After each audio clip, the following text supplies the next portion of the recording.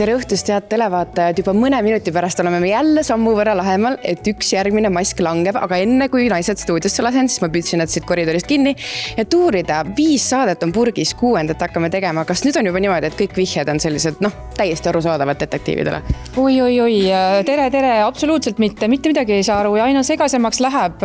Vihjed lähevad ikka aina meie poole segasemaks, et me vähem arvaksime ära, kes seal on. Et paljud inimesed arvavad ju, et meil on kõik ette öeldud, kes seal maski all on. Tegelikult me ei tea ju mitte midagi. Ei tea, tõesti on segadus ja mida lõpupoole see saade liigub, seda rohkem, vähemalt mina küll, ma hakkan endast kahtlema, et kas need teooriad, mis ma siin enda peas olen nagu välja mõelnud, kas need ikkagi peavad, et ei ole veel nii kogemustega detektiiv, et suudaks nagu nii enesekindlalt peale lennata, et siit nagu need vihjed enam mind ei kõigutavad küll. Ja sul on ju mitu hooaega tegelikult hõlma all. Kas see muudab nagu raskemaks või oled sa nüüd rääkinud siin Marisega Krimmiruumis, et kummal siis ikkagi lihtsam või raskem on, et sinul, kes sul on nagu mitu hooaega hõlma all või nüüd ikkagi nagu värske sellise puhta lehena tulla?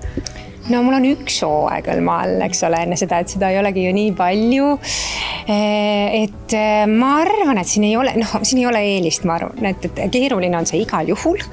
Selles mõttes, et meid ikkagi nii hästi veetakse siin ninapidi ja need hääled on ikkagi nii mõnusalt ära peidetud, kõik nagu moonutavad oma hääli, nii et see ei ole lihtne.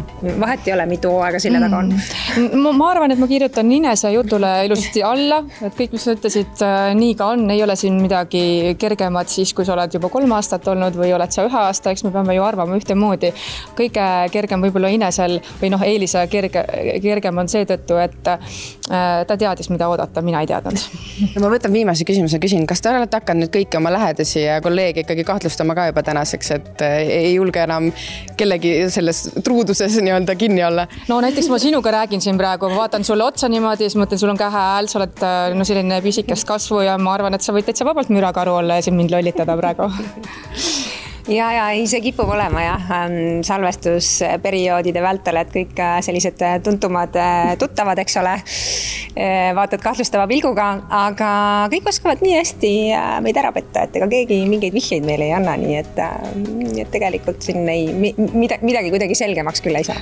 Ütlesin Reigole enne, ütlen ka teile, ma ei tahaks teie nahas olla, soovin teile edu, seda läheb teil ilmselt vaja, aga meie jääme siis kõik põnevuse 6 saadet ootama.